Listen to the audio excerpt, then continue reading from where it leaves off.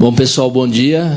Primeiro, obrigado, da presença de todos aqui. Acho que mais um evento do Clube Vida em Grupo de São Paulo. Então, a Lúcia já fez os agradecimentos, mas eu reforço aí, eu sei que disponibilizar um tempo para estar aqui conosco é sempre um desafio, porque o nosso dia a dia é todo corrido e a gente sabe como estão as pressões para a gente, de fato, atingir os nossos resultados, Mas tenho certeza que esse evento aqui com o IRB vai ser um evento que vai trazer coisas novas, ideias novas nessa área de subscrição. Então, para a gente é importante sempre manter a nossa filosofia de geração de conteúdo, de trazer as coisas do dia a dia, mas também olhar um pouco para o mercado, como é que ele está se comportando um pouco fora, sair um pouco fora da caixa, olhar um pouco para o futuro, E esse workshop é exatamente para isso, para a gente olhar um pouco para o futuro nesse tema, que é a subscrição, que a Alessandra vai conduzir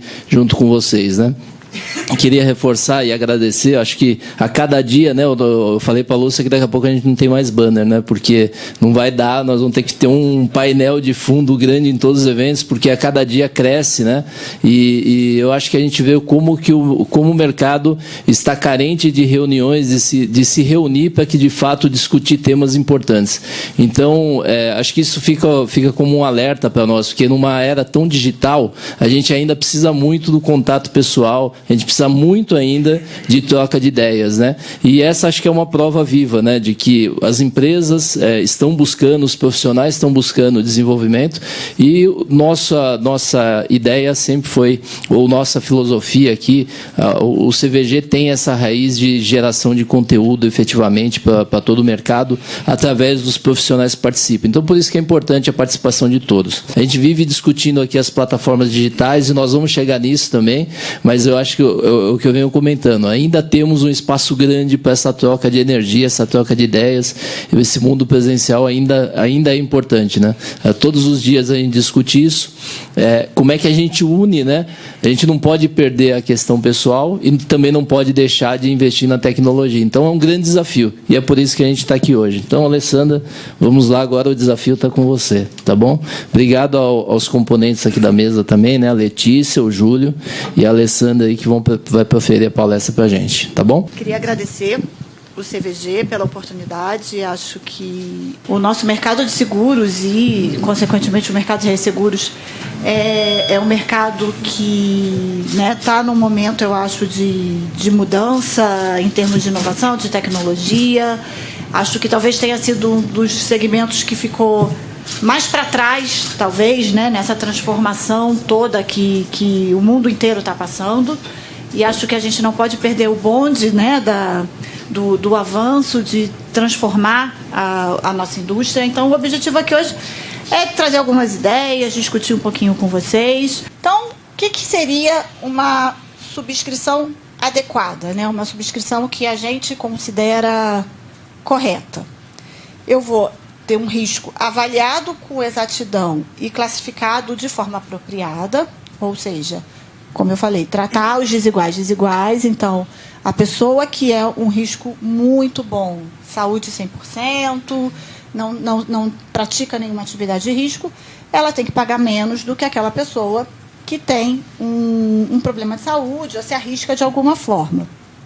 O que a gente percebe de uns tempos para cá, quando eu comecei há muitos anos atrás a trabalhar nesse mercado de seguro de vida, eu via que muitas pessoas portadoras de algumas patologias não conseguiam nem contratar.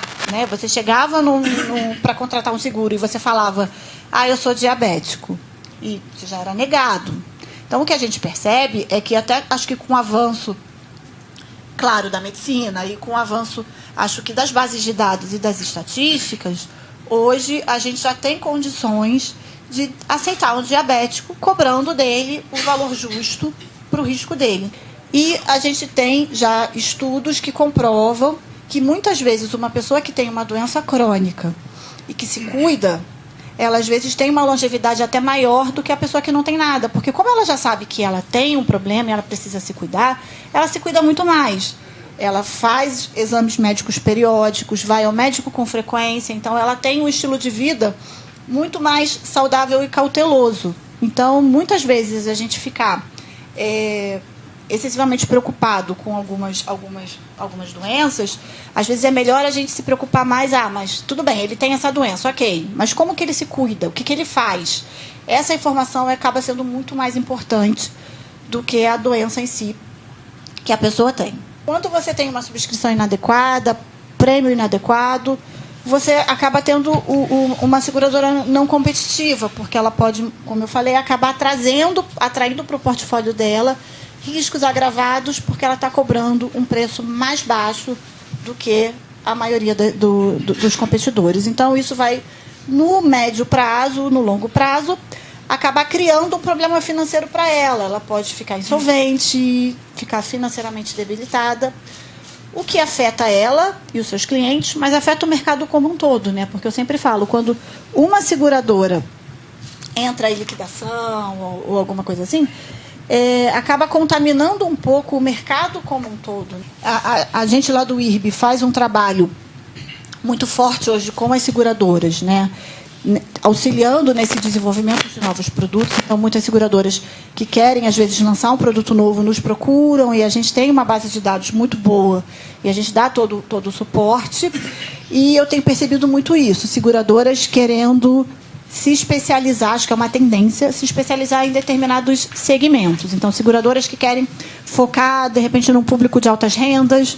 Então, é um tipo de produto que a gente tem recebido bastante demanda para ajudar as seguradoras a desenvolver. Seguradoras querendo focar em produtos para pessoas que praticam atividade física.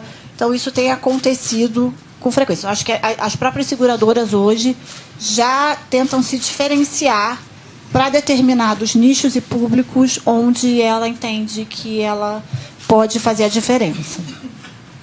Então, dentro desse processo, né, de subscrição com foco no cliente, hoje eu vou tentar ter produtos que atendam às necessidades do público que eu quero trabalhar.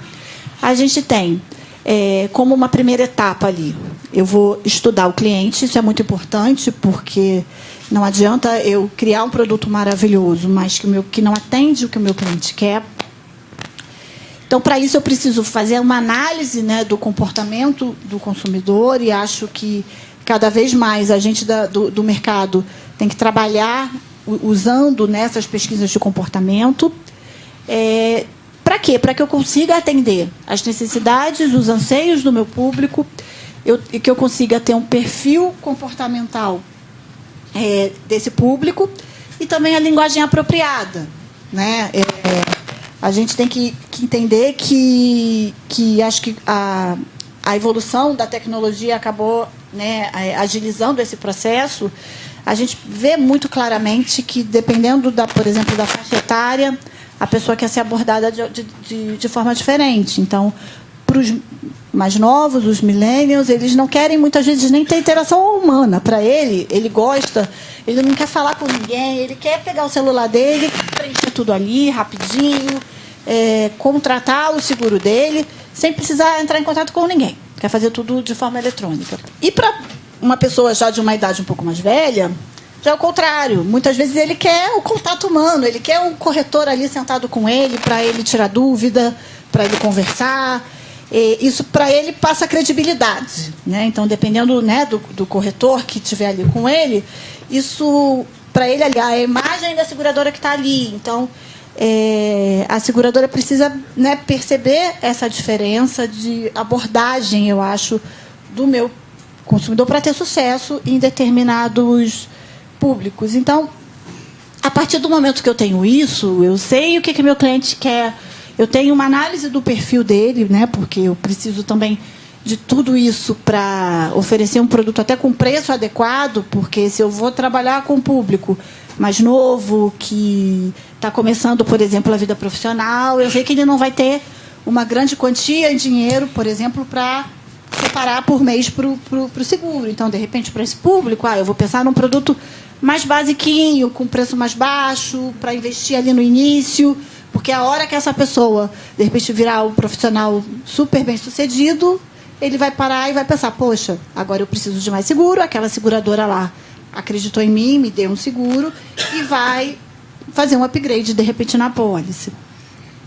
Então, com essa subscrição, que a gente chama, né, subscrição com foco no cliente, eu vou ter, no final das contas, um produto mais adequado para cada um dos meus clientes, né, de acordo com o público que eu estou tentando atingir, de forma a ter um produto com subscrição adequada.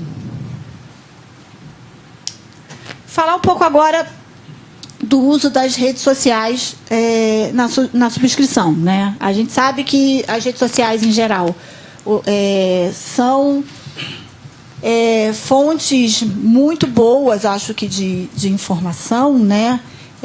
Principalmente para você analisar o perfil de comportamento do seu consumidor.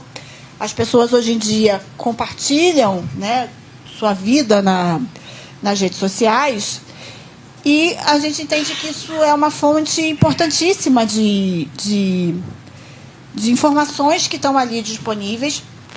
A gente já teve casos lá no IRB da gente usar a rede social até para casos de sinistro, por exemplo. Uma pessoa que deu entrada num sinistro de invalidez e chamou a atenção lá do pessoal, porque era uma pessoa nova, entrando com um sinistro de invalidez total.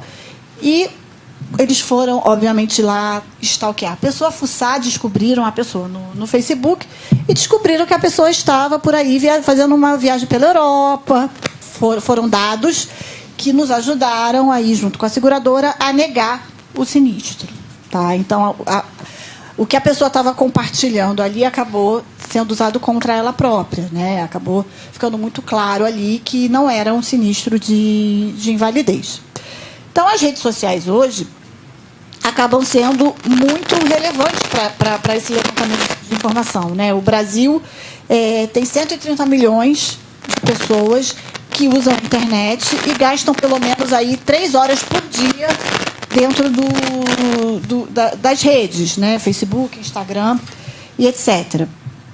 Então, uma dos projetos que a gente tem de desenvolvimento de inovação dentro do IRB é tentar usar, de que forma a gente pode usar essas informações das redes sociais, né, as informações públicas, né, dos perfis públicos, para auxiliar na questão da subscrição, né? A gente até sabe que tem uma empresa do mercado que está montando até um banco de dados para oferecer informações de subscrição extraídas, né, de redes sociais, e ela montou um banco de dados que tem muita informação. E aí, por tudo que a pessoa posta, ela consegue ver classe social, nível de renda e algumas outras informações. Os testes que a gente viu ainda não são muito precisos, mas eu entendo que em pouquíssimo tempo a gente já vai ter aí das redes sociais informações valiosíssimas para usar na subscrição. Deixa eu passar. Então, quais seriam essas informações, né, que acho que hoje a gente já poderia extrair? Cheque de informações, você verificar se algumas coisas que a pessoa preencheu ali, de repente, na declaração de saúde, ou que passou de informação via telesubscrição, são informações fidedignas. Você vai acompanhar o estilo de vida, né? Muita gente que hoje em dia vai para a academia, tira foto na academia, posta no Instagram, que tá malhando, posta foto do prato de comida, né? Isso é super comum, todo mundo, você entra ali e a pessoa tira foto do prato de comida. Você vai conseguir, de repente, por ali, traçar um perfil de se a pessoa tem um estilo de vida saudável, se ela realmente pratica atividade física com frequência, o que ela faz nos momentos de lazer, né? Com certeza, se a pessoa gosta, de repente, de voar de asa delta, pular no bungee jump, ela vai publicar a foto, porque hoje em dia acho que as pessoas levam muito isso. Não basta fazer, você tem que mostrar para todo mundo que você fez. Então, a pessoa vai publicar a foto, então você vai conseguir extrair dali informação. Hábitos de consumo, né, de viagens. Todo mundo que viaja posta milhares de fotos nas redes sociais das viagens que faz. Então, com isso, você também vai acabar podendo traçar um perfil financeiro da pessoa, né? Se é uma pessoa que faz 2, 3 viagens por ano para fora do país, você já vai saber, não, é uma pessoa que tem um nível de renda mais elevado. Não, é uma pessoa que viaja raramente, vai um final de semanazinho ali para o interior. Ok, ela não está numa situação boa que ela pode viajar, mas ela já não está esbanjando viagens para a Europa, por exemplo. Então, você consegue ali traçar um perfil. Então, acho que o futuro da subscrição passa muito, e acho que é um futuro curto prazo ali, passa muito por informações de redes sociais. Não conheço pessoalmente assim, nenhuma seguradora que hoje já está usando efetivamente, dentro do seu processo de subscrição, essas informações, né, das redes sociais. Acho que o que ainda está faltando é talvez alguém conseguir automatizar isso, porque fica inviável, né, para cada pessoa que você estiver fazendo a análise, você ficar procurando o perfil dela, né, na rede social. Não sei, talvez no futuro a gente vai evoluir para você ter essa pergunta dentro do seu questionário. Né? Você tem Facebook, você tem Instagram, e qual o seu perfil na rede? Pode ser uma opção de você conseguir bolar alguma coisa para extrair informações automaticamente, montando ali um perfil dessas pessoas. Então, falar para vocês agora um pouquinho desse dispositivo para fazer exame médico. É uma coisa que assim, eu não imaginava que existia. E aí, há um tempo atrás, alguns meses atrás, nós lá do IRB fomos encontrados no LinkedIn por uma pessoa de uma startup lá dos Estados Unidos que desenvolveu esse dispositivo e queria testar ele no Brasil, e aí nos procurou para oferecer, né, esse dispositivo. E a gente começou a conversar até para tentar entender do que era. E é um negócio super bacana, porque é um aparelhinho mais ou menos assim, do tamanho de um mouse. A definição que ele deu foi mais ou menos essa, do tamanho de um mouse de computador. E ele substitui vários aparelhos, por exemplo, aparelho de eletrocardiograma. É um aparelhinho assim que você encosta na pessoa e ele já dá um perfil, por exemplo, da saúde do coração. Então, ele está sendo desenvolvido com esse objetivo de tornar a subscrição mais ágil, menos invasiva e com resultados tão assertivos quanto os resultados de um exame médico, né? Na conversa que a gente teve, ele contou que eles usaram modelos matemáticos para testar a inferência dos resultados desse dispositivo em comparação com os aparelhos para exames tradicionais, e que ficou muito próximo, assim, eles atestaram lá nos Estados Unidos a acurácia do equipamento, e a gente achou o equipamento assim, bem bacana mesmo. E quem sabe no futuro não vai ser uma coisa que vai melhorar a subscrição e agilizar o processo. Você imagina se, de repente, a pessoa que está fazendo a venda tiver, de repente, um dispositivo desse, e aí, no momento da venda, ele já... um minutinho, encosta assim na pessoa, e ele já capta as informações e já transmite para um modelo que o subscritor vai receber e já vai ter, pelo menos ali, uma ideia da saúde daquela pessoa, sem necessidade de fazer exames médicos, que a gente sabe que a subscrição com exames médicos é excelente. O ideal era que você pudesse fazer isso para todos os seus riscos, mas o custo acaba tornando inviável para capitais mais baixos. Então, quem sabe para capitais mais baixos a gente não vai substituir por um dispositivo desse, né, que o corretor vai ter ali na hora. Costa já capta a informação, você vai ter alguma informação que é melhor do que você não ter nada. Então, você já vai partir de alguma coisa. Eu achei o dispositivo assim muito legal, muito bacana mesmo, porque é uma coisa prática. Você trouxe um aí para gente testar em alguém? Não tenho. Queria fazer um teste. Testar. Não, porque assim, a gente teve algumas conversas com eles no último mês, por Skype, por vídeo, que ele queria mostrar o equipamento.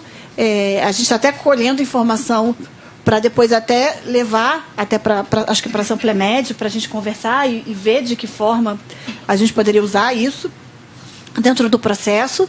Mas eu achei assim muito legal, porque é uma evolução. Segundo ele nos passou de informação, a gente ainda não confirmou. Algumas seguradoras nos Estados Unidos já estariam utilizando esse tipo de dispositivo com bastante sucesso. Tá? O custo inicial que ele passou para a gente não é um custo muito baixo ainda, então acho que nesse ponto, né, precisaria de um pouco mais de evolução, mas eu entendo que se isso, né, você conseguir trazer isso para um custo mais baixo, um custo mais acessível, pode ser uma excelente alternativa para aqueles capitais mais baixos onde você não faz exame médico porque o custo do seu seguro não comporta uma bateria de exames. Então, acho que pode ser uma evolução interessante aí para os próximos anos. Deixa eu passar.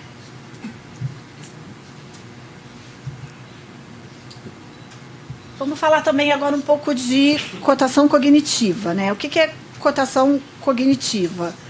É você executar, por exemplo, o processo de cotação de forma iterativa, né? A gente tem aí acho que talvez o que você tem aí de mais conhecido envolvendo esse tipo de tecnologia, seja talvez a Siri do celular, do iPhone, que permite que você interaja com ela. Claro que, né, às vezes você faz umas perguntas, ela responde outra coisa, nada a ver, mas isso, né, é uma coisa que, para muita gente, torna o processo mais agradável. E aí a gente pensa muito nisso. Imagina você ter um sistema de cotação com esse tipo de tecnologia, onde você possa conversar ali, né, com a máquina na hora da venda e ela vai fazendo o processo de subscrição, né?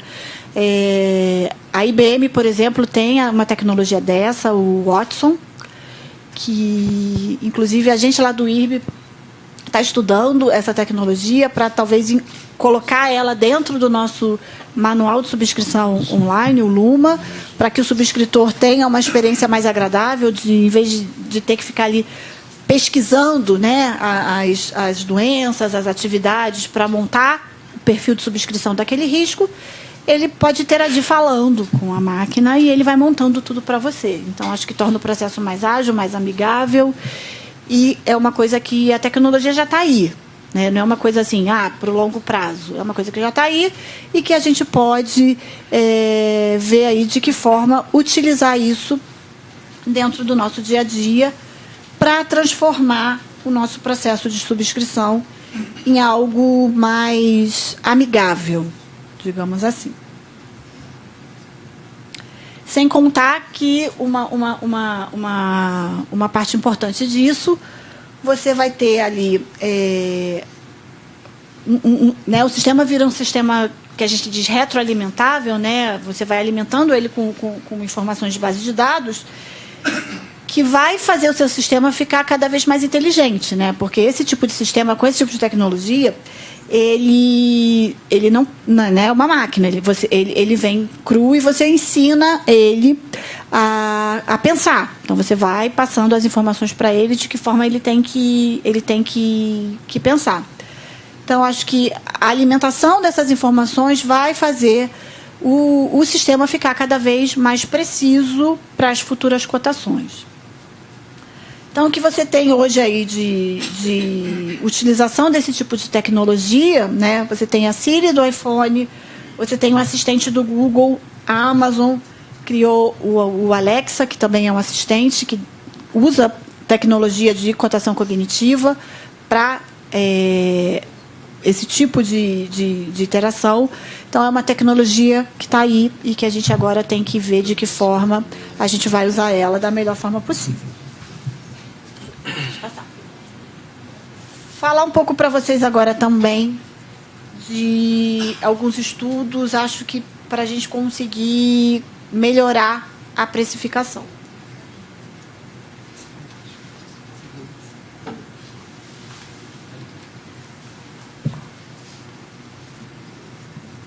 Como a gente falou lá no início, a subscrição adequada passa muito por você avaliar o perfil do seu consumidor, para conseguir o perfil do seu cliente, para você conseguir precificar o seu seguro da melhor forma possível, cobrando o prêmio mais adequado.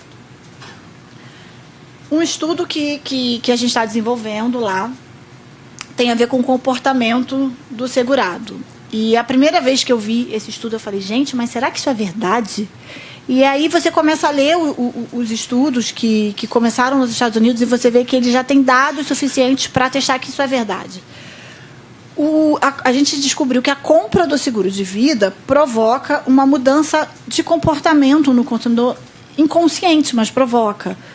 Então, a pessoa que não tem seguro tem um comportamento um pouco mais prudente do que a pessoa que já tem o seguro. E isso realmente foi atestado por pesquisas, coletas de dados, isso é estatisticamente comprovado. Então, de que forma isso acaba impactando, né?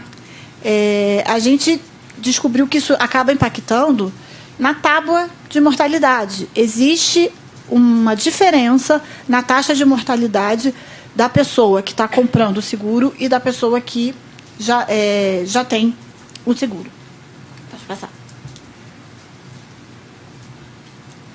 Então, estudos já comprovam que a probabilidade de morte de um indivíduo contratante de seguro de vida, ela aumenta com o tempo. Então, uma pessoa, vamos supor, eu não tenho apólice de seguro de vida, comprei uma apólice hoje.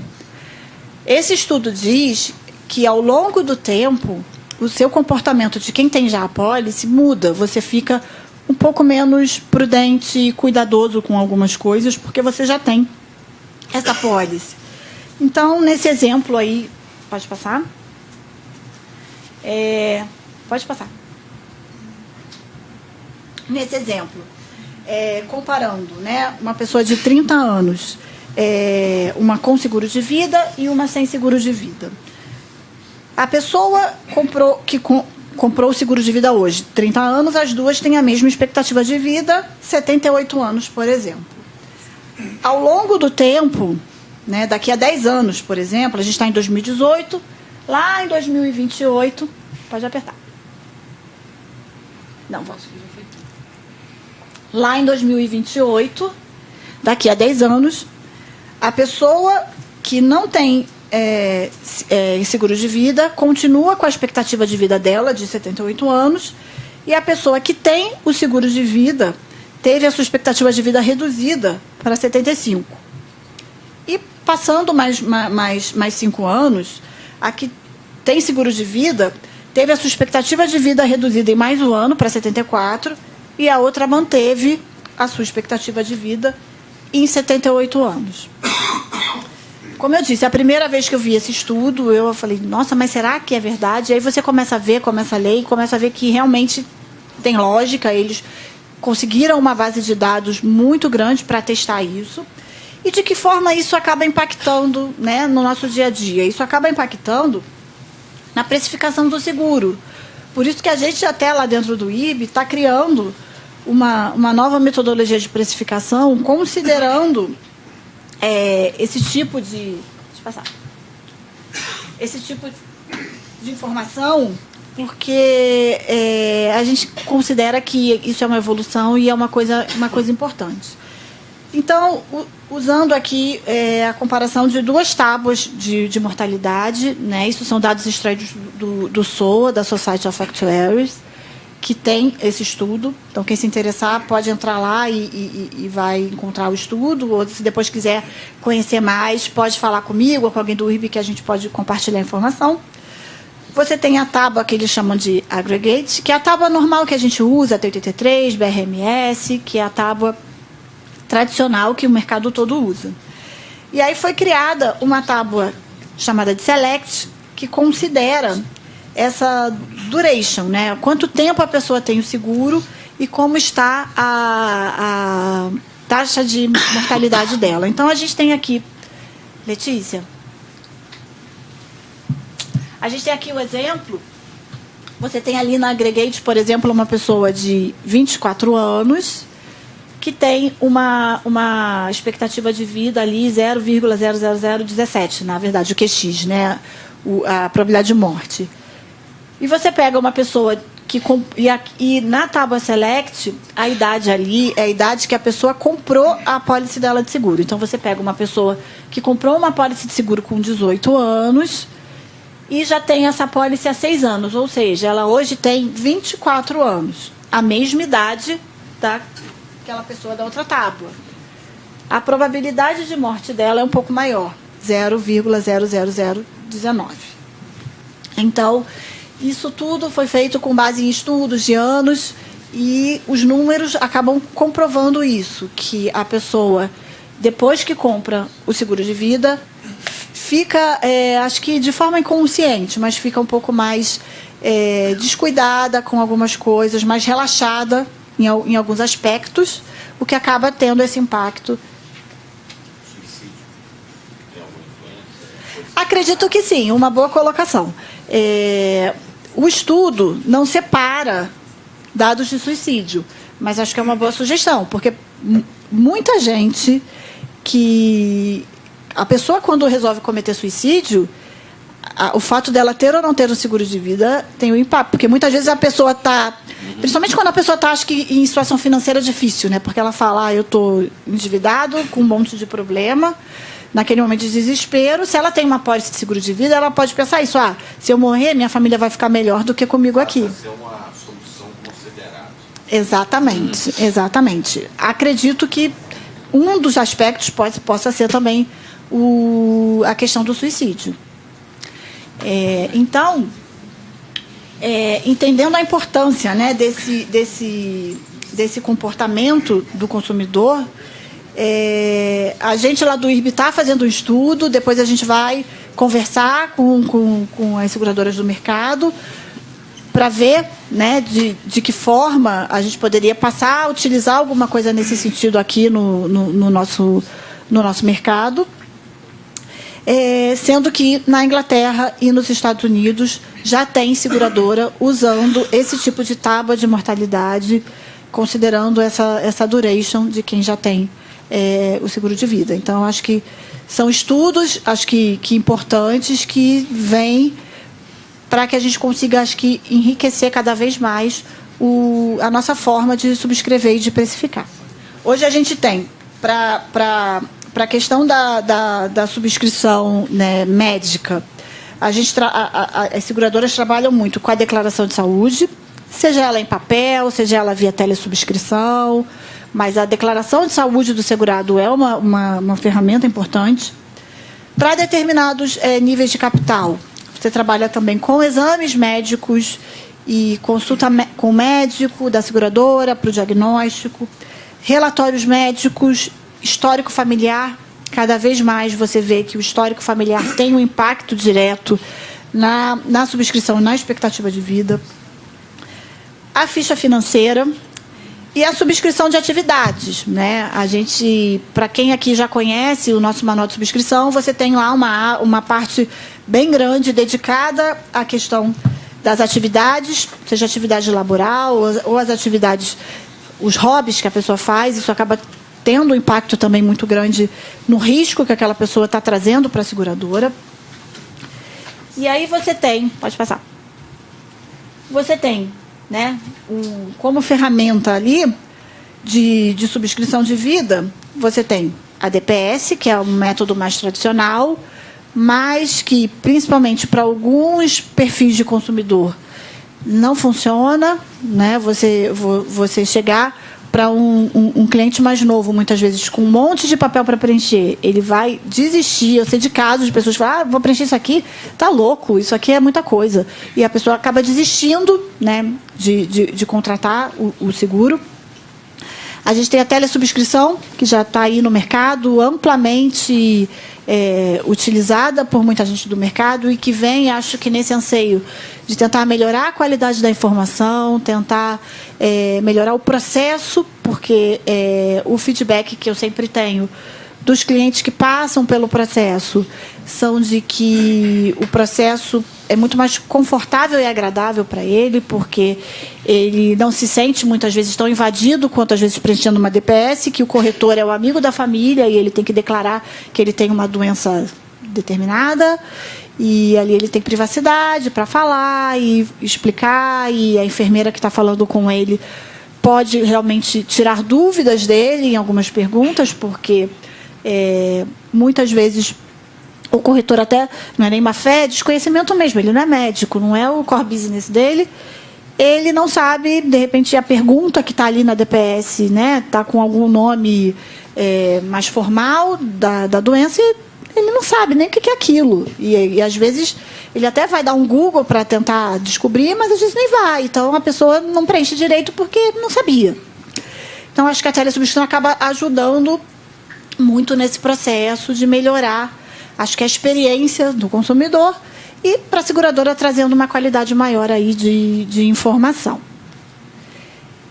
E a gente acaba, muitas vezes, esbarrando em algumas coisas, né? Porque a telesubscrição, mas será que vale a pena incluir ela para qualquer valor de capital? De repente, um capital muito baixinho, será que vale a pena?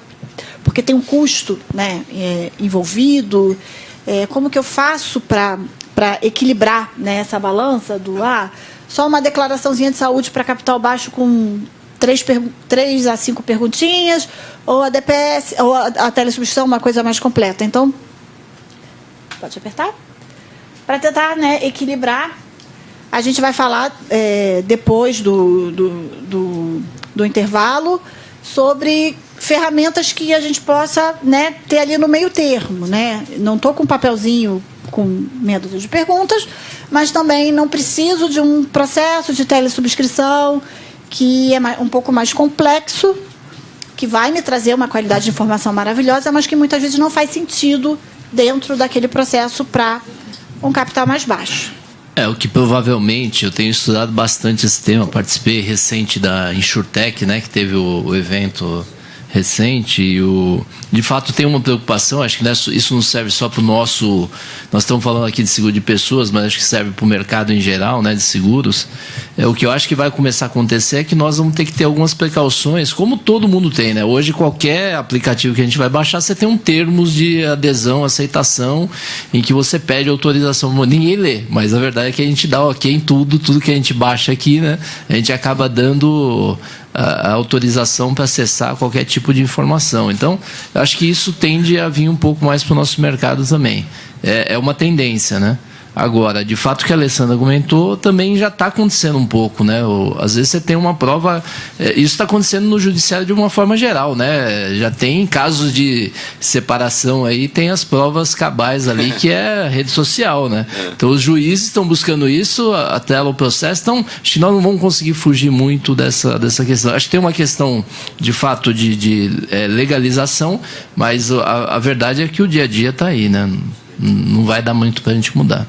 Então, falando agora um pouco para vocês da ferramenta que a gente está apostando aí para esse ano, como uma ferramenta que acho que pode ajudar as seguradoras e o mercado, e a gente também, né? Porque o nosso resultado depende, claro, do resultado de vocês, que a gente entende que pode ajudar aí a dar um novo ar, eu acho, ao processo de subscrição, principalmente para capitais um pouco menores, onde muitas vezes a telesubscrição às vezes pode ser alguma coisa um pouco excessiva. Então, a gente acha que essa ferramenta, que é uma ferramenta do IRB com a Samplemed, pode ser uma ferramenta que pode suprir, eu acho, esse espaço que hoje existe, onde as seguradoras ainda trabalham com a declaração de saúde em papel, geralmente aquela, né, menorzinha, com umas 10 perguntas, que não consegue, muitas vezes, captar o risco, e ainda tem essa questão mesmo do papel, que torna tudo um pouco moroso e complicado. Então, a gente tem uma pesquisa do LINRA que diz o que as seguradoras têm como meta, né, para automação dentro do seu processo de subscrição. Então, por exemplo, as seguradoras hoje em dia buscando melhorar e automatizar o seu processo. por quê? Né? O que leva as seguradoras hoje a quererem melhorar o seu processo? O principal deles é o tempo, né? Você reduzir o tempo de emissão da pólice. Eu sei que todo mundo da seguradora acaba sofrendo bastante com pressão, né? Para reduzir esse tempo o máximo possível. Reduzir o custo de emissão também. É uma preocupação também grande de controle de custo, de você reduzir todo esse processo. Então, é aquele dilema que todo mundo vive, né? Eu tenho que melhorar o meu processo de subscrição, mas, ao mesmo tempo, eu não posso aumentar o meu custo, né? Para conseguir, acho que hoje em dia, vender dentro da sua empresa, né, para o seu board, mudanças no seu processo, se você chega lá dizendo, eu vou mudar o meu processo, vai ficar melhor, mas eu vou aumentar o meu custo em X%. Provavelmente você não vai conseguir aprovar isso, porque todo mundo hoje em dia buscando reduzir o custo, até porque a gente sabe que, em função de toda essa crise econômica, né, que o país está passando aí nos últimos anos, acho que é a mais longa crise que a gente já teve, todo mundo com essa preocupação, né, venda caindo e como eu mantenho a minha lucratividade. Então, o custo acaba sendo um componente ali importante para você manter isso. Logo em seguida, você tem a questão de, né, alcançar decisões consistentes. Então, a maior preocupação é tempo e custo, mas logo em seguida você tem essa questão de você alcançar decisões consistentes, ou seja, eu reduzo o custo, eu reduzo o meu tempo, mas eu também tenho uma decisão melhor e mais consistente. E atender a expectativa do usuário, que é super importante, aquela questão do foco no cliente. Acho que o mercado todo hoje trabalha muito voltado para isso, e quem não trabalha tem que passar a mudar a sua cabeça para trabalhar dessa forma, que é você ter foco no cliente, desde o oferecimento de um produto adequado até proporcionar para ele uma experiência de venda melhor e mais agradável. E aí você tem a automatização de produto, né, ganho de escala, porque a partir do momento que eu coloco automação, né, eu consigo, no mesmo espaço de tempo, com os mesmos recursos que eu tinha antes, produzir muito mais, fazer muito mais. Aumentar o BI, o Business Intelligence. A gente sabe que as seguradoras, principalmente os atuários das seguradoras, necessitam de dados para trabalhar, e quanto mais dados eu tenho, mais eu vou conseguir criar produtos adequados para o meu cliente. Então, é tudo muito intercalado. Então, se eu tenho as minhas declarações de saúde nos papeizinhos lá que a pessoa preenche, eu não tenho, é muito difícil eu conseguir transformar essas informações em dados que possam ser utilizados pela seguradora. A partir do momento que eu crio um processo que automatizo tudo isso, eu passo a ter essa informação com qualidade dentro de um banco de dados que vai servir para que a seguradora utilize isso, desde criação de novos produtos até para entender melhor o perfil do seu cliente. E a gente que já trabalha com o processo de telesubscrição já há quase 5 anos, a gente hoje já tem um banco de dados muito bacana dentro da telesubscrição, que permite, por exemplo, que a gente tenha relatórios para que a seguradora que usa o sistema conheça de tudo que eu vendi esse ano.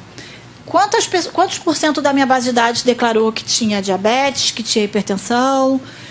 Eu consigo tabular cada uma das minhas perguntas da declaração de saúde para ter esse dado dentro de casa e usar ele da melhor forma possível, né? Porque informação sem estar com a qualidade no formato adequado não serve de nada. Então, aquele monte de declaração de saúde que a pessoa preencheu, se eu não tiver como colocar isso dentro de um banco de dados, dentro de um sistema, do ponto de vista de dados para eu trabalhar produtos e análise do meu perfil, não serve de muita coisa.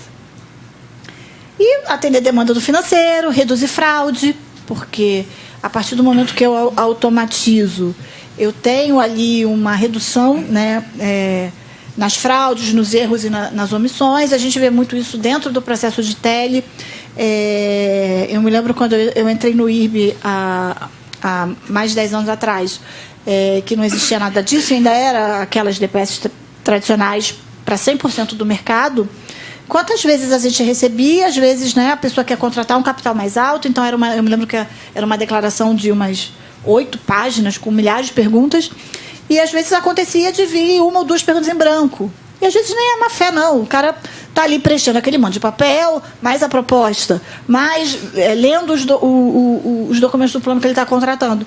Ele fez rapidinho, pulou a pergunta. E aí você não podia aceitar, você tinha que voltar e falar, olha só, a pergunta 8 e a pergunta 15 ele esqueceu de preencher. E aí você tem todo um desgaste, porque aí você avisa o corretor vai no cliente, falar com o cliente, pedir aquelas respostas, né? Porque dependendo do capital, é um capital muito alto, você não pode assumir o risco dele ter deixado aquilo em branco. Até porque, né, sempre se acreditou que aquilo ali, no futuro, né, vamos supor, ele deixou a pergunta em branco e justamente teve um sinistro em função daquilo. Como que você ia depois tentar provar uma pré-existência ou alguma coisa assim? Então, você ficava numa situação bem complicada. Então, toda essa informação daquelas declarações de saúde, você analisava para aquela pessoa que você estava aceitando e não serviam muito para nada, e ainda tinha esse desgaste de caso a pessoa deixasse alguma pergunta em branco, você tinha que parar o processo, e aí você volta, e aí nisso você vai aumentando o seu tempo, e a seguradora correndo contra o relógio, porque tem o prazo de 15 dias da SUSEP para você responder. Tanto que tem seguradora que, às vezes, primeiro nega para se garantir, para não ter problema. Então, eu entendo que assim, é bem complexo você conseguir conjugar tudo, né? Atender o prazo, fazer a subscrição adequada, ter tudo automatizado, ter os dados para utilizar depois. Assim, a vida do subscritor não é mole, é muita informação ali para ele conseguir trabalhar, e aí se ele demora fazendo a subscrição, já está o pessoal da emissão reclamando e o corretor ligando, cadê minha venda? Né? Porque ele quer contar ali na meta dele. Então, assim, é uma equação muito complexa para você conseguir equilibrar todas as variáveis. E dados estruturados e você atingir mais consumidores, aquilo que eu falei, se o meu processo é automático, eu consigo, com os mesmos recursos, atender muito mais gente, então eu consigo dar mais agilidade e maior venda.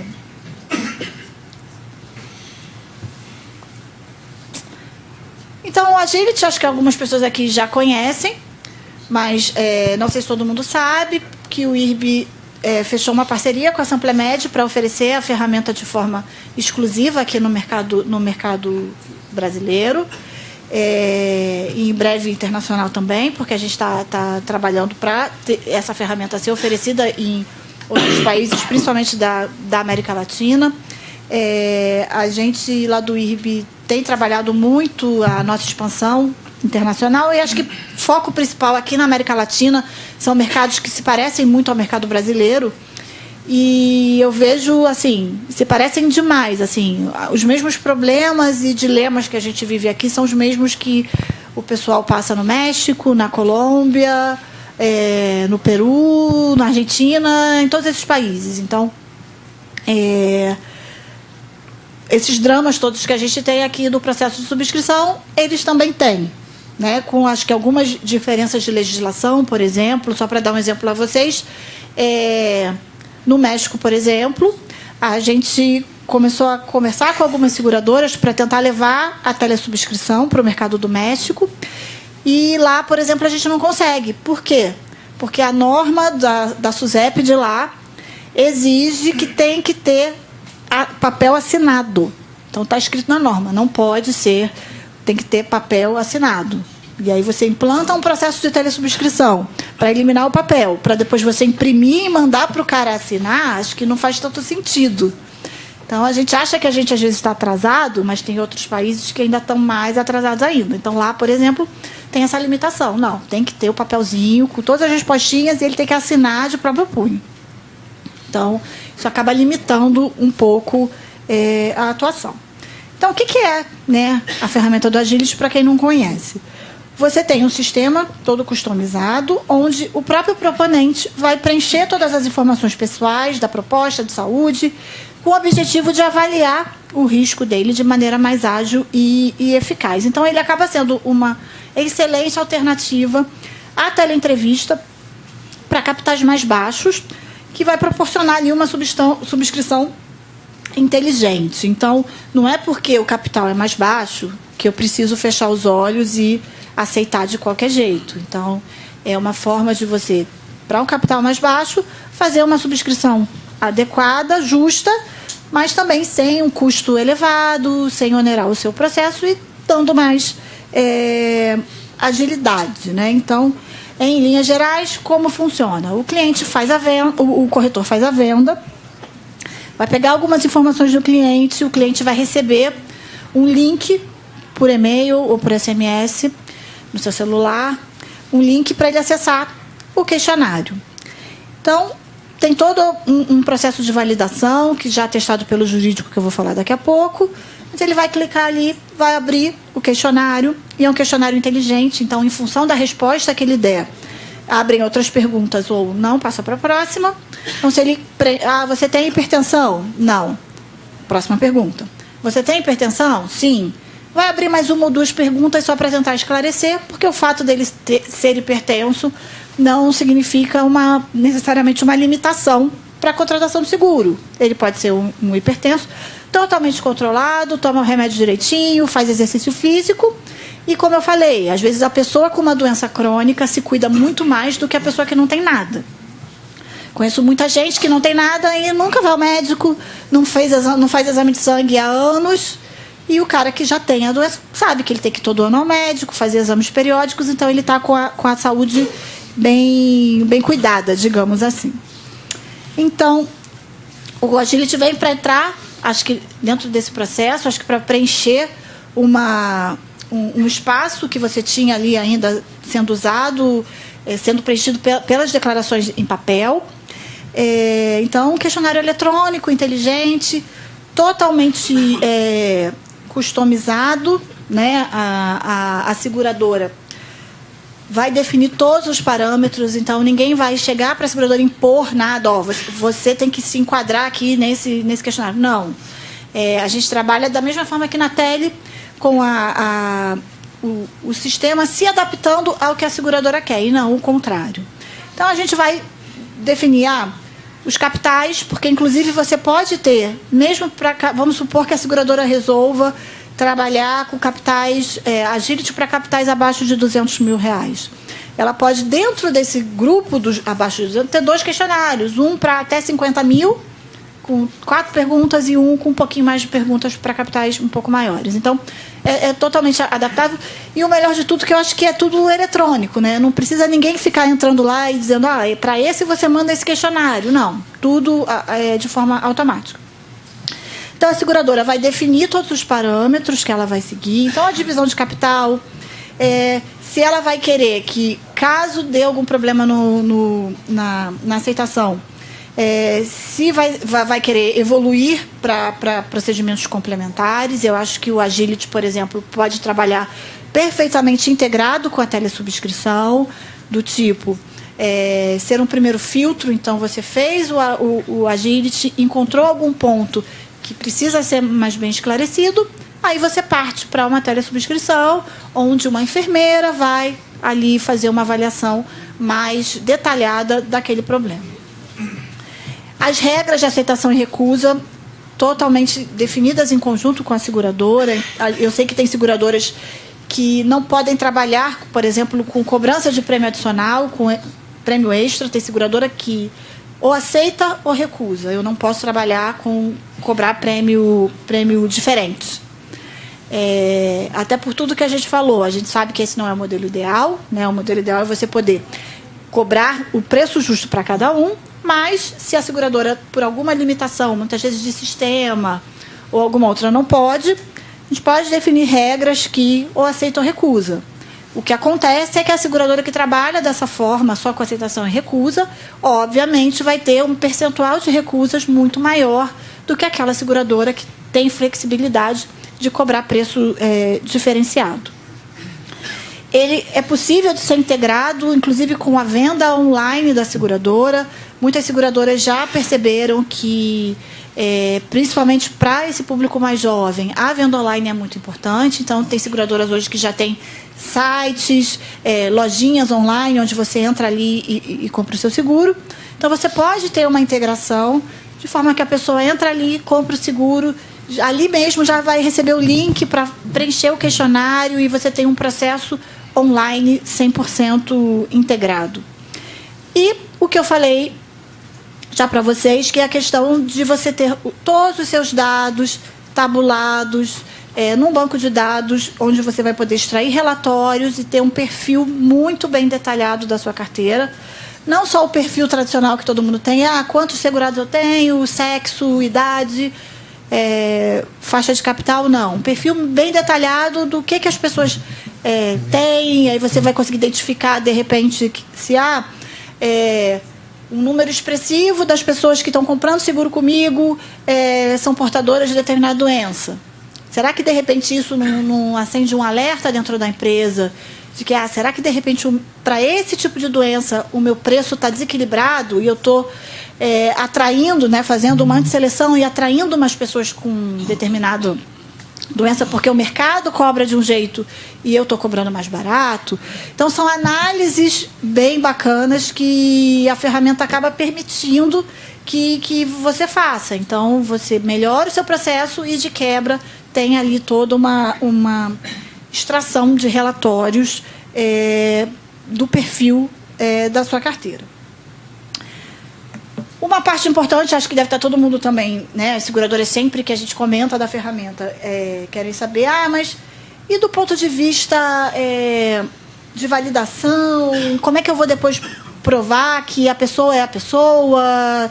Assim, o que a gente tem hoje para validar a autenticidade, né, da pessoa é isso. A pessoa vai receber um e-mail com um link para confirmar, ela vai confirmar os 4 primeiros dígitos do CPF dela e a data de nascimento, e ela confirmando essas informações, ela vai receber por SMS um código, né, como se fosse um token. Isso é bem comum, né, em banco, muitas vezes. Você recebe um código no seu celular por SMS, e aí você precisa colocar esse código lá para começar a preencher o questionário. E todo o sistema ele vai ter a gravação do log de acesso com horário e IP do preenchimento, que seria, né, a assinatura eletrônica e digital, para que você tenha ali, você vai saber exatamente o computador que preencheu, toda essa validação, né, da pessoa.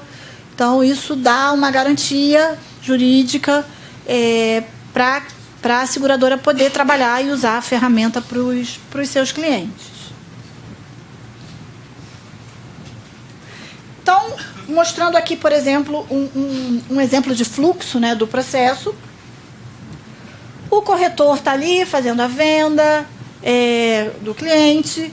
Ele, obviamente, vai precisar pegar o e-mail do cliente. E acho que é até uma informação importante, porque eu já, em reuniões com algumas seguradoras, já escutei de algumas, um problema que elas tinham no passado, porque muitas vezes o corretor ele enxerga muito o cliente como ele é um cliente dele e não um cliente da seguradora, né? O cliente é meu. Então, muitas vezes, ele às vezes até dificultava o acesso da seguradora a algumas formas de contato com o cliente, como, por exemplo, e-mail. Então, aqui vai ser obrigatório ele coletar esse e-mail. Coletou o e-mail, a pessoa vai receber, inclusive, alertas por SMS, e que podem ser também alertas por WhatsApp, de, você recebeu o correio, vai lá para você poder preencher o seu questionário, para completar, né, a venda do seu seguro. Aí a pessoa vai acessar o Agility, e aquilo que eu falei, ela vai entrar, confirmar CPF, data de nascimento, recebe o SMS com o código para ela entrar no sistema, e aí as regras, o questionário, tudo definido pela seguradora, tudo customizado. A seguradora não tem que se encaixar dentro do Agility, sim, o Agility vai se encaixar no que a seguradora quer. E aí, se a seguradora definiu que não, eu só aceito ou eu só recuso, eu não posso pedir exame, eu não posso fazer telesubscrição, é aceitar ou recusar. Então, o processo vai seguir de acordo com as regras que foram definidas. Então, fez ali, acabou, o próprio sistema, o subscritor da seguradora já vai poder consultar o sistema, receber um alerta com a indicação do sistema dizendo, ó, esse risco está legal, aceita ou não, recusa esse risco por esse problema. O que é legal porque ele diz o porquê que está recusando. Não, a gente está recusando porque na pergunta tal a pessoa respondeu isso é um risco agravado, por exemplo. Então, isso fica bem definido em função das regras que a gente fechou com a seguradora, né?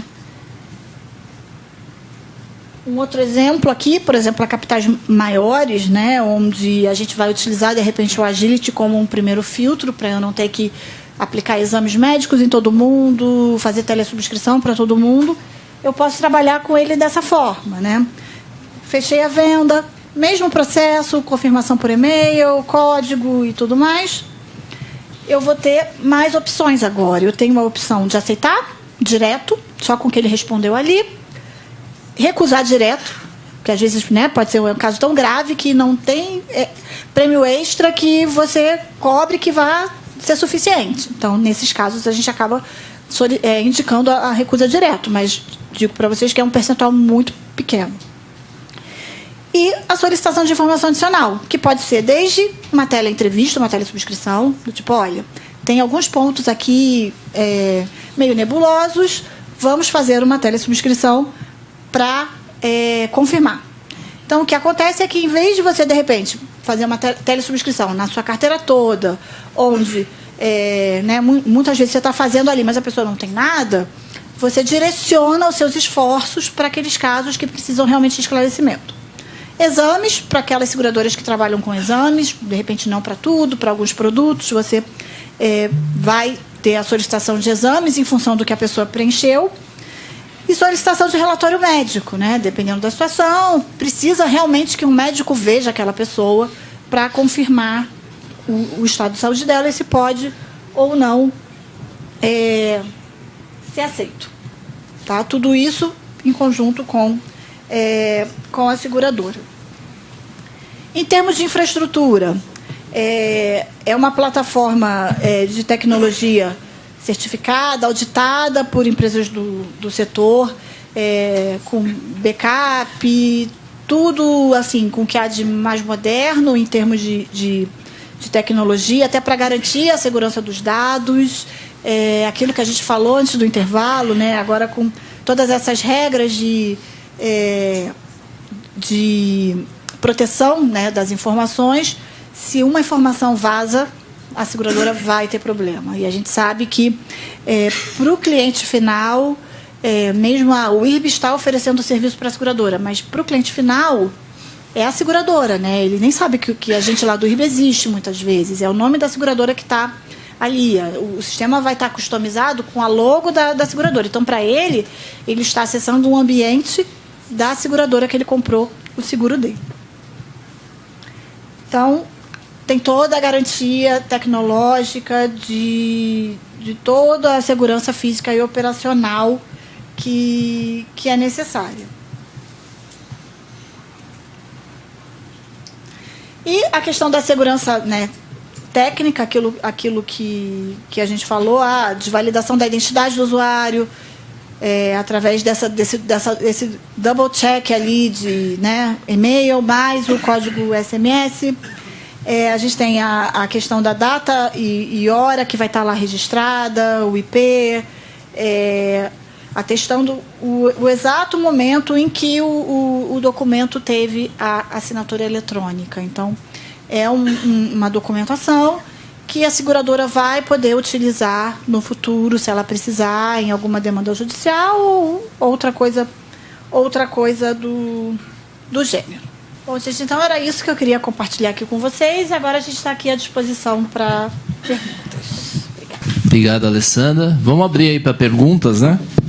Quem tiver curiosidades e tal. Pode falar, João, por favor. Tá gravando. Parabéns pela exposição, muito interessante. O Agility ele tem já uma base de perguntas para a seguradora customizar ali os níveis, por exemplo, né? Eu não sei se é isso, mas, por exemplo, a pessoa fala, eu tenho hipertensão, né? Aí a seguradora pode customizar lá qual que é a pressão mínima e máxima que ela aceitaria, ou a seguradora pode criar parâmetros, ou as duas coisas?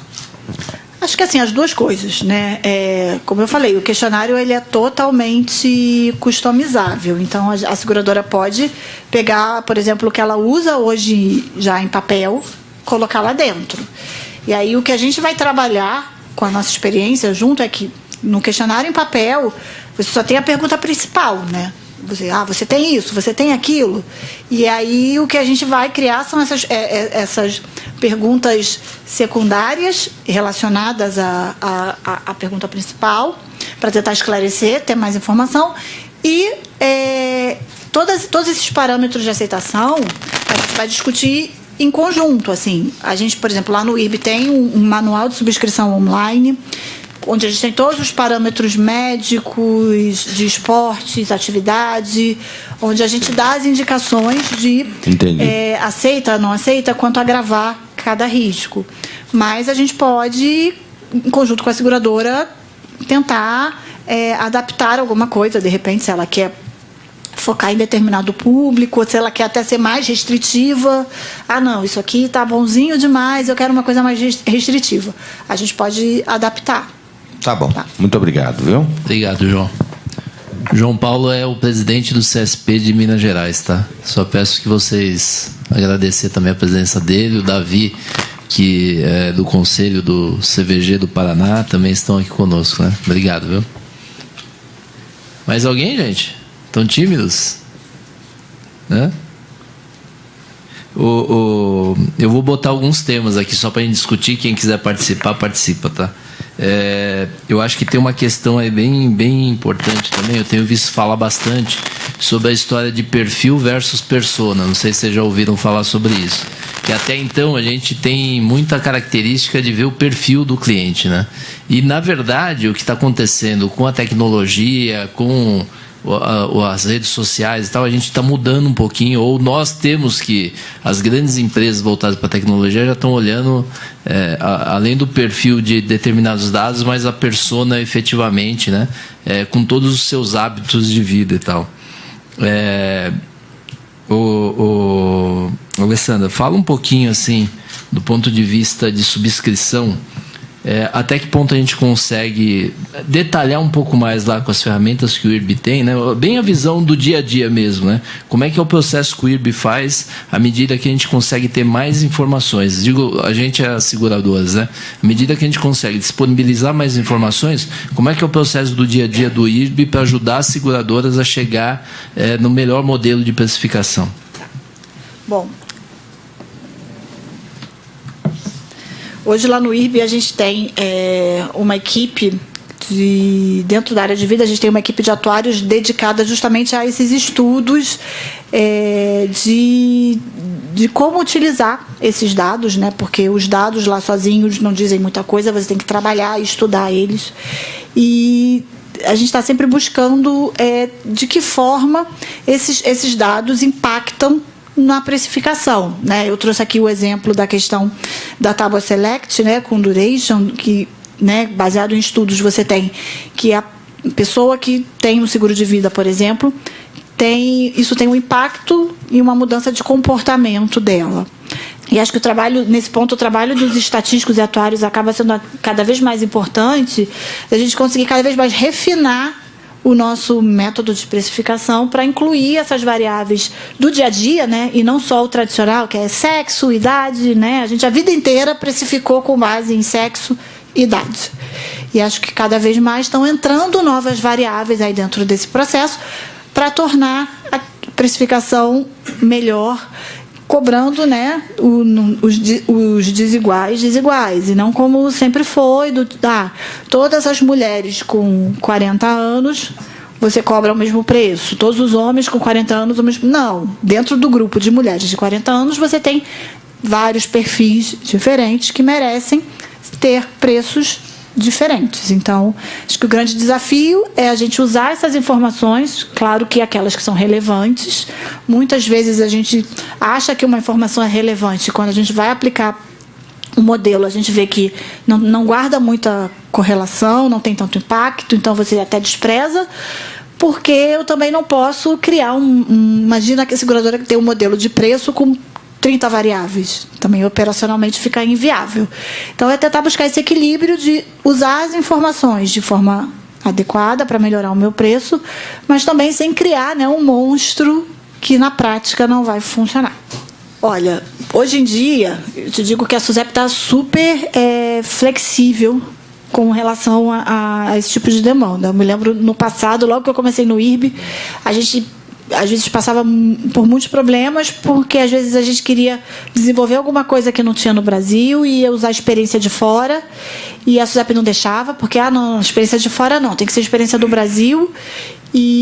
Mas eu não tinha experiência no Brasil porque o produto não existia, então eu não conseguia ter o produto e não conseguia ter experiência e o negócio não saía. Então, de um tempo para cá, acho que até acompanhando, né, as mudanças no mercado, eles estão bem mais flexíveis. Então, a gente tem tido boas experiências aí apoiando as seguradoras com relação a esses agravos e descontos em função de perfil.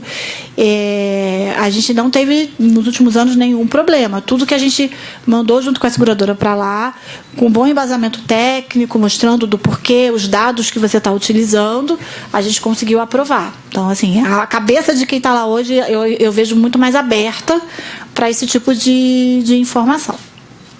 Porque a gente vê muito pro automóvel, o perfil já monitorado através de índices, não, né? Não, para o ramo vida. A gente tem produtos de alta, principalmente produtos de altas rendas, como é um produto mais complexo, né, você acaba utilizando ele para capitais maiores, onde você tem perfis de risco. Então, a gente tem produto lá com 8, 9 perfis de risco, onde você enquadra as pessoas com um perfil muito bom, né? Você pode ter um super preferencial, um preferencial, que vai ter um preço mais baixo.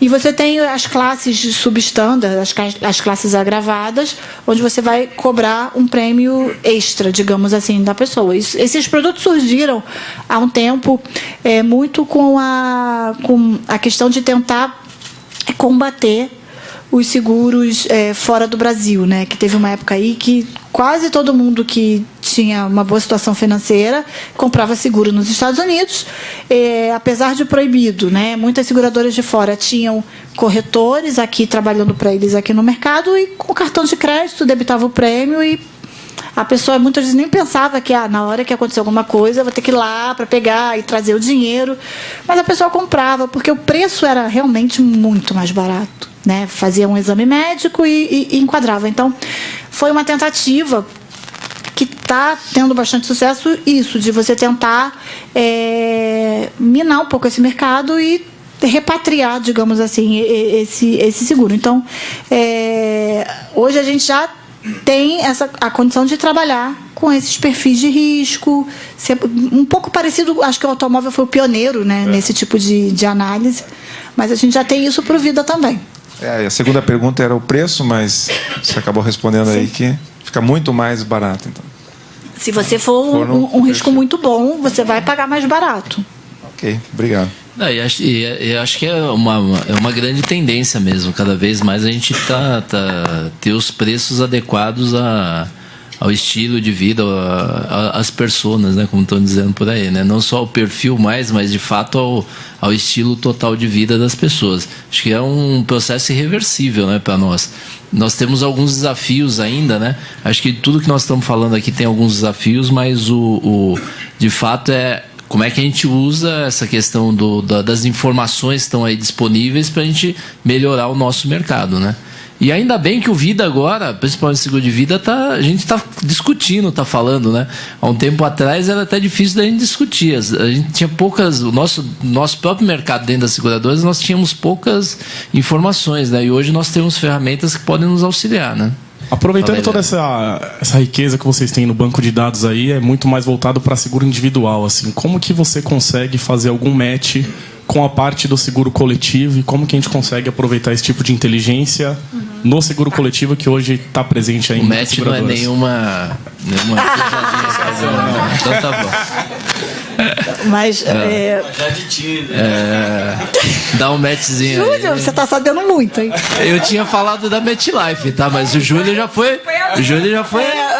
Não. Depois ele vai ter que contar, né? Pra gente aqui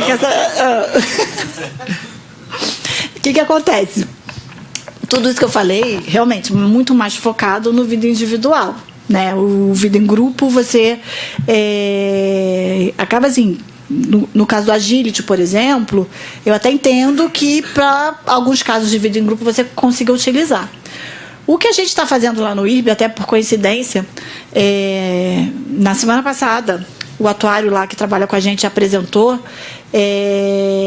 a gente está desenvolvendo uma ferramenta de precificação para o vida em grupo, que acho que em breve a gente vai poder compartilhar aí com vocês do mercado, usando teoria da credibilidade, usando o nosso banco de dados, mas no sentido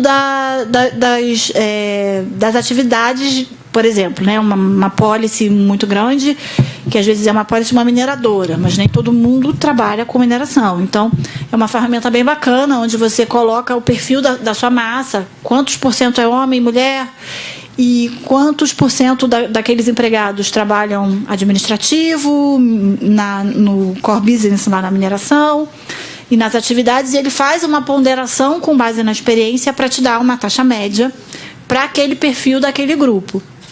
Acho que, assim, em termos de vida em grupo, acho que a gente talvez não consiga, em termos de preço, muito mais do que isso, porque, né, as empresas, na sua maioria, tem que contratar a pólice, até muitas vezes por força do sindicato e por força de acordos coletivos, e ela quer o mais simples possível, né? Uma taxa média para ela pagar para todo mundo e pronto. Então, o vida em grupo fica um pouco prejudicado, eu acho, em termos de inovação. E aí o que a gente tem percebido do mercado, o mercado de vida em grupo é um mercado muito saturado.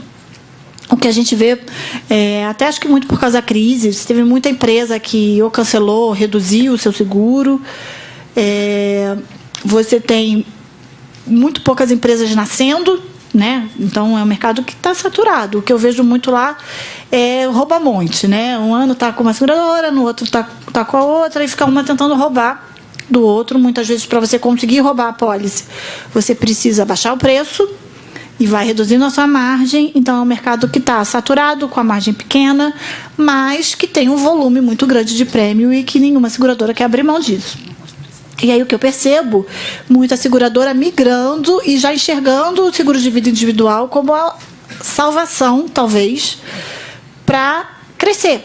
Então, por isso que, assim, a gente tem sido bastante procurado lá no IRB por seguradoras querendo ou começar a fazer vida individual, que não faziam, ou querendo dar uma ênfase maior com produtos novos, com nova tecnologia, para tentar trazer o próprio cliente do vida em grupo, né, que está ali com o seguro que a empresa ofereceu, que muitas vezes não é suficiente para o que ele tem de necessidade, convencer ele a comprar um seguro de vida individual. Acho que ainda é um longo caminho, que passa por educação financeira e previdenciária e tudo isso da população em geral, mas acho que é um caminho. Mas concordo com você, o vida em grupo acaba ficando bastante prejudicado. A verdade é que a gente, olhando para o futuro, com esse crescimento forte do individual, a gente tem que se precaver e tem que ter a metodologia para fazer uma subscrição. Até porque você mesmo sabe que o risco do contrato de seguro individual, ele é geralmente os capitais são maiores, você tem que ter, né?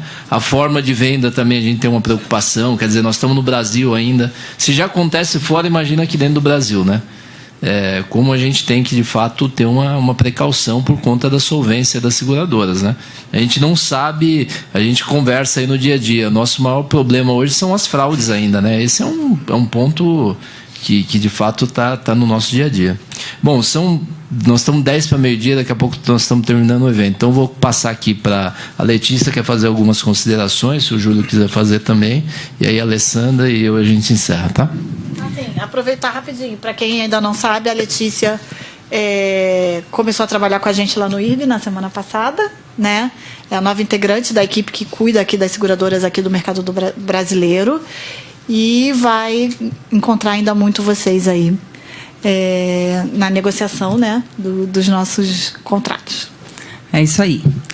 Então, o que eu gostaria de comentar em complemento a, enfim, toda essa discussão?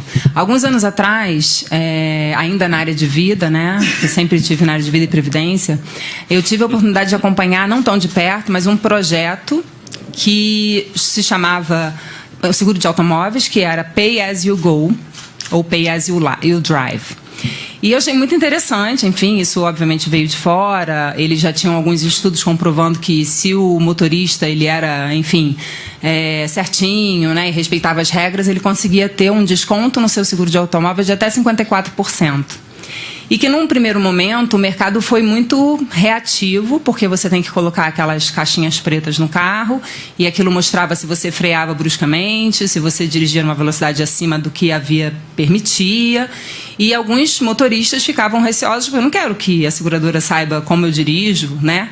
Até o momento que ele percebeu, ou alguns perceberam, que isso dava um desconto muito interessante no seguro. Como eu estava na área de vida, eu quis, obviamente, fazer o paralelo. Em que momento a gente pode ter um seguro Pay As You Live, né? E já estava, nesse momento, a Europa já estava desenvolvendo seguro nessa linha. Eu me afastei um pouco dessa questão aí do Affinity. Eu não sei como estão os estudos hoje, mas só para colocar a questão é que, antigamente, nesse momento, ninguém tinha o relógio que mede quantas horas de sono, né? Quantos passos você dá no dia, se você faz atividade física ou não. Hoje você vê várias pessoas usando esse relógio. Então, acho que a gente está cada vez mais próximo dessa realidade. Provavelmente a Europa já está, até anotei aqui, estou com esse dever de casa, para ver se a gente já tem alguns estudos nessa linha, porque caminhamos para isso. Pensando, então, nos millennials, como a Alessandra colocou, eles todos querem ver como eles estão, como dormem. Então, já é uma tendência natural e eles são os nossos consumidores no futuro. Então, acho que a gente tem que abrir aí a mente e a gente está acho que com a faca e o queijo na mão para ser o agente de mudança disso aí. Porque muitos de nós não vamos estar, mas a gente tem que deixar esse legado nas seguradoras e nas resseguradoras para quem está vindo como consumidor. Acho que esse é um ponto que a gente não pode deixar passar. Legal. Obrigado, Letícia. Nada. Júlio, quer falar? Quero sim. Em primeiro lugar, gostaria de agradecer a participação do IRB aqui no clube, né? Então, a gente vive hoje uma sociedade muito, muito diferente, né, do que a gente costumava ver, uma sociedade em transformação. E tudo que foi dito aqui, vocês perceberam que são inovações que podem ser muito bem aplicadas, né, no nosso negócio, na nossa indústria de seguros, né? Então, quer dizer, o consumidor cada vez mais, ele está mais, ao mesmo tempo que ele está mais privativo, ele quer mais liberdade, ele quer mais, né, comunhão com os demais participantes dessa sociedade. E eu acho que todas essas ferramentas que foram apresentadas aqui, tanto o Agility, né, como foi mencionado outros recursos, eles são capazes de atender esse anseio desse consumidor. Então, quer dizer, eu acho que as seguradoras cada vez mais estão buscando diferenciação, cada vez mais estão buscando alternativas de acessar nichos diferenciados, e vocês devem pensar com muito cuidado e carinho nessa nova proposta que é o Agility, quer dizer, facilite da possibilidade de obter informações preciosas, estruturar essas informações de forma a você poder fazer compilação de informação para poder gerar resultados melhores. Então, eu acho que tudo isso é uma coisa que é muito positiva. Fora, sem perder a qualidade, muito pelo contrário, ganhar qualidade de subscrição. E hoje em dia, que é muito, muito usual a gente pensar que o menos é mais. Quer dizer, quanto menos a gente envolver as pessoas do tempo dessa pessoa e conseguir extrair dela o máximo de informação, é ótimo. Então, acho que esse é o caminho. Vamos aproveitar a tecnologia, vamos aproveitar o mundo moderno e vamos nos atualizar e vamos nos inserir nesse novo mundo. Obrigado a presença de vocês. Obrigado, gente. Olá, Alessandra, professor. Foi sensacional. Bom, eu só queria agradecer a oportunidade, agradecer ao Silas aqui, ao CVG e a todos vocês que vieram aqui. E dizer que, assim, a inovação, a tecnologia, as mudanças estão aí batendo na nossa porta. Quem fechar os olhos para isso vai ficar para trás e, de repente, quando acordar, já vai ser tarde demais, porque eu sempre penso que quem sai na frente leva vantagem. Então, é isso. Obrigado por terem vindo, por toda... Acho que a discussão foi muito rica. E se tiverem alguma dúvida, quiserem discutir mais algum ponto, eu e toda a equipe lá do IRB estamos à disposição de vocês. Obrigada. Obrigado. Deixa eu só sobre o tema, que eu acho que é importante algumas reflexões, assim, né? A primeira, essa questão da avaliação dos concorrentes, né? Do ponto de vista de estar na frente ou estar um pouco atrás, a gente está todos os dias conversando com vários seguradores e tal. E a verdade é que a gente está numa onda muito rápida, as coisas estão acontecendo muito rápido. Infelizmente, o dia a dia das seguradoras, eles não acompanham o que o mundo da tecnologia está acompanhando. E a verdade é que, se a gente não correr, nós vamos ficar muito para trás. E quando a gente avalia as ferramentas que algumas concorrentes de fato têm colocado no mercado, ou algumas seguradoras, resseguradoras, ou seja, as empresas estão colocando no mercado, de fato faz grande diferença na utilização da vida do usuário, né? Então, a gente tem vários exemplos aí de como o mundo está, né?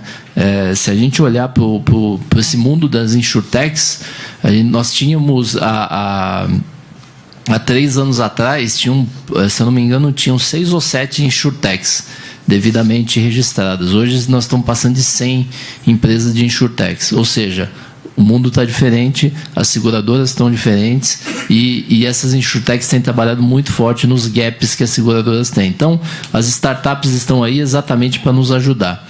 Então, as seguradoras que de fato saírem na frente levam uma vantagem competitiva. Acho que essa é a primeira reflexão. A Alessandra falou bastante disso, mas acho que dá para ficar aí no dia do outro, no dia de hoje. E outra coisa que eu acho que interfere no nosso dia a dia é como é que a gente vive nesse mundo de metas agressivas, né? Porque nós estamos no capitalismo, né? O que só não aumenta é o nosso rendimento, né? Porque imposto de renda aumenta, os impostos aumentam, a gasolina aumenta, tudo aumenta e a meta também aumenta. Por quê? Porque as empresas precisam sobreviver, além de ter a correção monetária, ou no mínimo, né, corrigir aí conforme o mercado. Nós temos um cenário ainda que nós precisamos dar lucro para as empresas. Essa é a grande verdade. E como é que num cenário em que a gente tem metas agressivas, precisamos colocar números, né? Como é que a gente faz um processo mais light para poder diminuir as despesas administrativas, e como é que a gente também faz um processo que de forma que dê uma experiência para o nosso corretor e para o nosso canal de vendas e principalmente para os clientes uma experiência agradável. Então, acho que esses talvez seja o grande desafio que nós temos, né? Nesse mundo tumultuado, burocrático, porque nós somos burocráticos, né? Não vai ter ninguém nessa sala que vai dizer o contrário. Nosso mercado ele ainda é muito regulamentado e muito burocrático por natureza, né? Até pelo nível de risco que a gente tem. Mas a verdade é que nós temos que pensar em formas agradáveis sem perder a técnica. Eu acho que é por isso que o dia de hoje foi valioso, porque a gente começa a olhar um pouco para o futuro, mas a gente não pode perder a nossa raiz, né? Então, acho que nós que estamos nessa sala, nós temos que pensar como é que nós fazemos isso. Essa é a grande verdade, né? Quem vai pensar sobre essas questões não é quem está lá fora, não é o cliente, não é o canal de vendas. O canal de vendas está lá, ele vai dizer o que ele quer. Mas a verdade é como é que a gente administra tudo isso e coloca, de fato, transforma em realidade, né? Muitas coisas andaram, mas acho que tem muita coisa ainda para andar.